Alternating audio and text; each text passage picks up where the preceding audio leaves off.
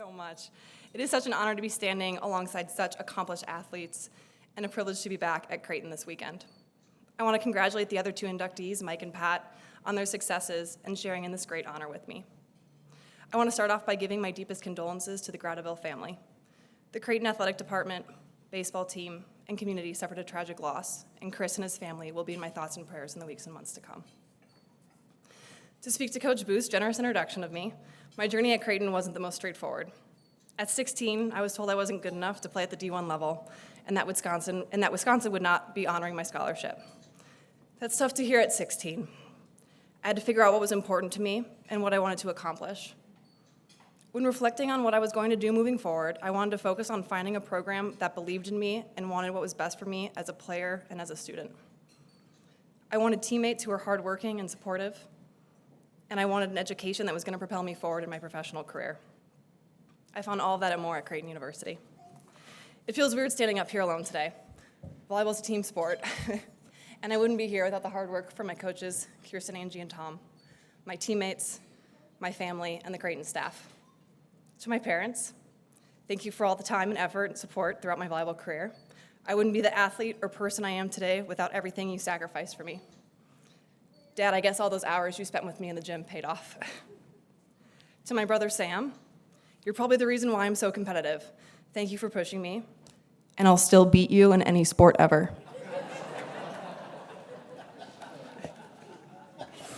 And to my husband Mitch, I actually didn't know you while I played here, and you didn't really contribute much at all to my career here.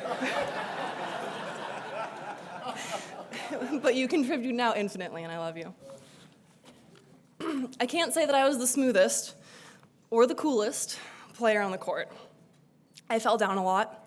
I got hit in the face a lot. And every game my parents were at, I could hear my mom screaming, "Up and over, Kel," as I would serve the ball. It was known that I kind of ran like a baby deer, and for Halloween one year, I actually dressed up as a deer, and a few of my teammates dressed up as deer hunters for practice. And I'll let you guess how that went. Our weight coach, Blue Jay Brad, can tell you that I wasn't a prodigy in the weight room either. I think I had to squat to a box until my senior year. Well, I wasn't always the perfect volleyball player. As a team, we worked our butts off to make each other better. We had too much fun. We won a lot of games and a few championships.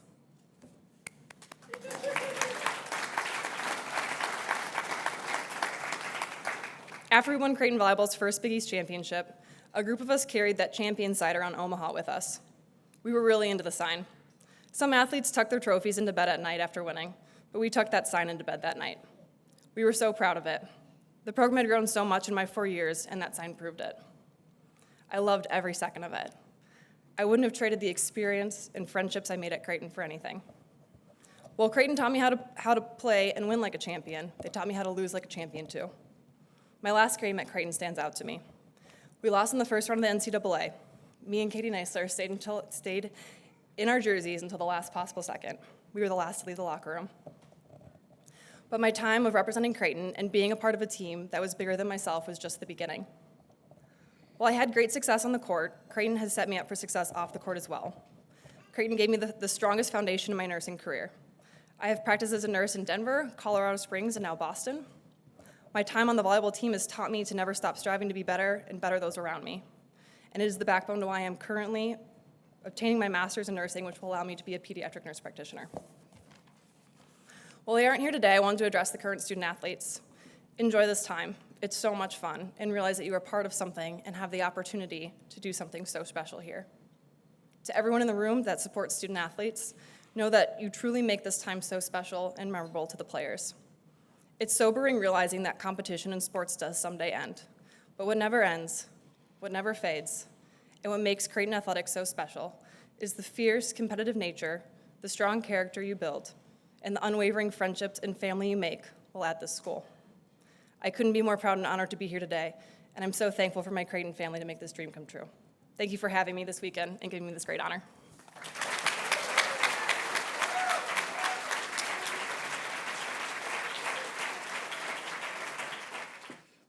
Thank you so much. I remember those throw-ins. I hated them. It's like, why couldn't you just throw it to somebody else? I spent a lot of time trying to figure out what I was going to talk about today. I don't really think about soccer too much these days anymore. And I thought maybe I could talk about some funny stories from college. And it was fun reliving those memories, but it didn't seem appropriate today.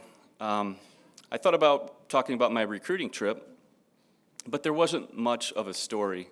I came in late. I was late in the recruiting process. And I came in, and the guys had a game the next day, so no one was really partying. And I just hung out in Keith Sarinsky's room, and I think Lane Piercy was there, and nobody could drink, so we just sat around talking and watching TV. But Brian Hill came down, one of my good friends now. He had a chemistry exam, but he heard that there was a recruit in town, and nobody was really having any fun with him. And so he brings his chemistry paperwork into the room and starts drinking beers with me, and he has a test the next day. And, we got to bed early, and they went and they had their game, and I went home. And it sounds like a really boring trip, but I told my dad, this guy drinks while he studies. I want to go to Creighton. I also thought maybe I could just bring up some of my goals, favorite memories of soccer. And eventually I decided it might be interesting for you all to hear about my relationship with soccer over the years. I've played almost every day for 20 years, and soccer was really good to me. And every day, even if it was just juggling in the basement. I remember when I was a kid, my coach made a bet with the team, all the players on the team, to see if anyone could juggle the ball 25 times. It's funny that Jay brought that juggling story up. And I couldn't. No one could. I think my high was at 5 at that point. But I went home that day, and I practiced all day, every day, until the following week when I saw the coach again. And I got that 25. I was the only player on the team that got 25, and I won that bet. And now that number is somewhere around 1,000, I think. But once you get to 1,000, you don't really then be well, let's see if I can get to 2,000 now, right? I wanted to be clear why my record's not 10,000, because I don't want to do that for 4 hours. But anyway, I kept practicing and getting better, and I got a scholarship, and I got drafted, and it was a beautiful relationship that I had with soccer, and I loved it. And when I was done playing, it just seemed like it all came crashing down. And it didn't seem fair. I'm all of a sudden just not playing anymore, and I just have this sour taste in my mouth. And I'm seeing a lot of friends that I played with all my life are still in the MLS making decent money, and I'm just at home now. Do I just play recreational soccer now? That's how this works? And so I had this bad taste in my mouth, and I decided it'd be easier if I just didn't think about it or talk about it or watch any games. And it wasn't until I started writing this speech that I started thinking about all the joys in my life from soccer. And I met my wife from a Creighton buddy. Thank you, Vince. And I feel like almost every friend I have, I played soccer with them, or they're friends with someone I played soccer with. I moved up to Omaha because of all the great experiences I had at Creighton, and I wanted to be around those friends again. And my parents are even moving up, and I'm playing soccer again in an over 40 league, and I love it. And I'm scoring goals, and it reminds me of all the fun I had back then. And I just want to say to soccer, it's been a long time, and I'm sorry it took this long, but thank you. Thank you for everything that you've given me. You changed my life. And I want to say a few thank yous. There's so many people that have helped me in my career, but I don't want to be up here much longer, so here's just a few. Brett Simon, thank you for taking a chance on me. I wasn't recruited much. A lot of coaches didn't think my style could work at the college level, and he took a chance on me, and he gave me the opportunity to try and prove some of those coaches wrong, and I thank him for that. And Jason Mims, Going through a coaching change in college was difficult, and nobody wants to do that, but you made that transition so smooth for me, and thank you for pushing me so hard.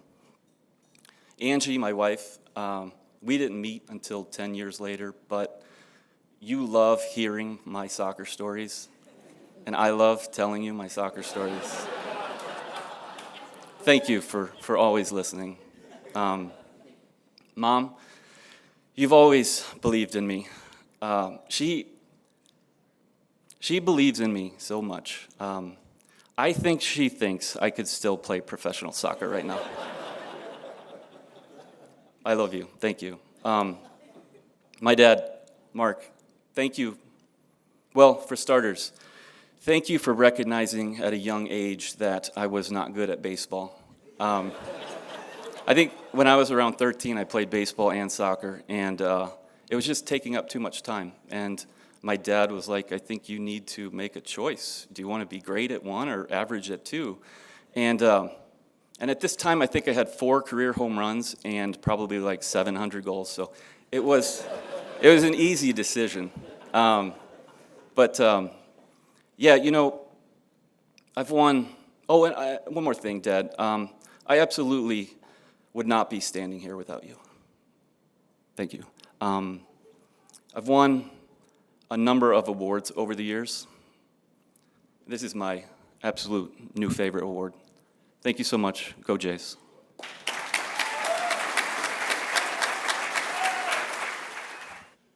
By the way, I sell audio-visual equipment now, so I'm going to need to talk to somebody after this. Kelli and Mike, it's an honor to share this stage with you today. Creighton University has been a big part of my life as far back as I can remember, specifically Creighton baseball.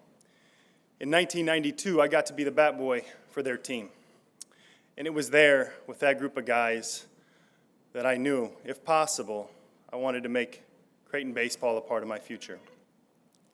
Unfortunately, fast forward to my time ending at Central, I had that opportunity to walk on with not a whole lot of guarantees attached to it other than a spot on that team. And it turned out to be one of the best risks I've ever taken. With that came a bunch of great things, and at the top were these 3. The teachers and faculty that are there. Dr. John, I appreciate you being here today. Any others that are here, thank you. Coach Service and his staff, and most importantly, my teammates.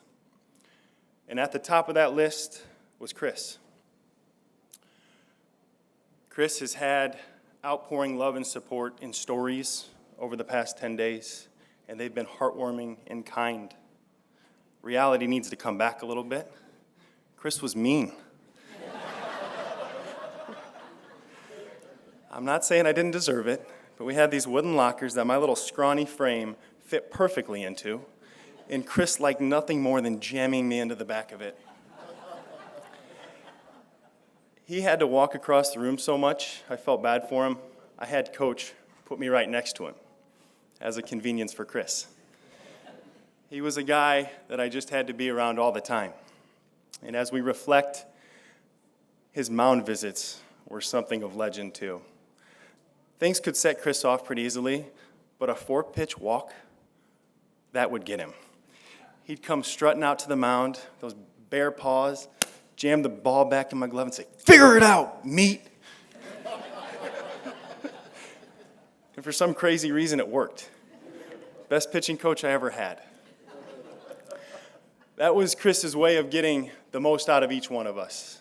Because at Creighton, we don't get the top talent, but what we do is get every last ounce of the talent that we do have, and Chris was the best at that. And we have so many amazing on-field memories together, but the one that sticks out is that night in in Springfield, Illinois, Missouri rather, against Wichita State in that 2007 championship game.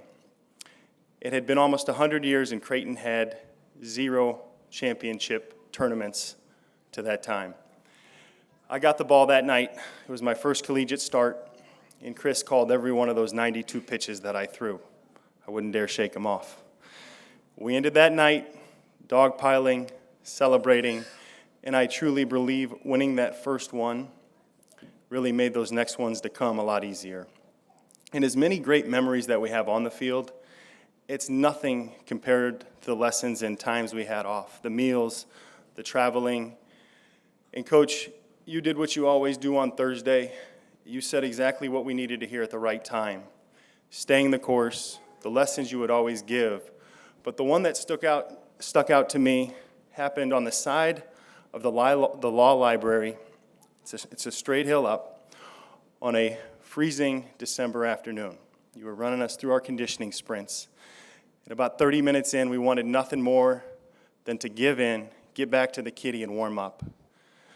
But on top of that hill, you said 3 words: just keep going, just keep going.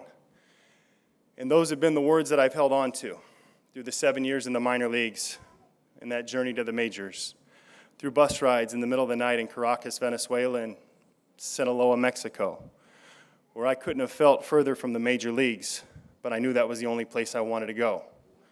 Just keep going. It's going to stick with us, and it's going to get us through this tough time now. There are so many people to thank, and if I forget any of you, I'm sorry, but it starts with Coach Wardekemper. The last few years of my life, you've spent so much time with me. Pitch design bought me 2 extra years in the majors. Coach Service, you've sacrificed a life to this program. And yeah, you got some big leaguers, you got some conference championships, but what you've seen the last 10 days and the support we have, that's because of you and the bond we have together. To this table here, Rob, Butch, Adrian, wherever you are. You guys, John, Marcus, with this new ship you have taken Creighton to places I never thought possible. And Steve and Lisa, I don't know if you're here, but you got us diplomas. Chris Gradeville and Pat Venditte have diplomas from Creighton. Talk about overcoming the odds. To my in-laws and friends from all over the country that have been here, this journey is nothing without you. My aunts and uncles, mom and dad. Mike, my mom thinks I could play Major League Soccer too. Dad, I think it's appropriate to thank you for all the time and hours, but I think today especially, those afternoons when the travel squad was on their Valley Conference trips and the group of 10 of us were left behind, we were there listening to the radio call, having a scrimmage with you catching. That was a group of guys that wanted nothing more than to contribute to Creighton baseball, and a lot of those guys eventually did. Finally, to my wife and children, Aaron, the last 15 years have been not easy on you, but thank you for making them easy on me. Packing up, going from team to team, country to country, wherever we needed to go set up shop to chase my dream.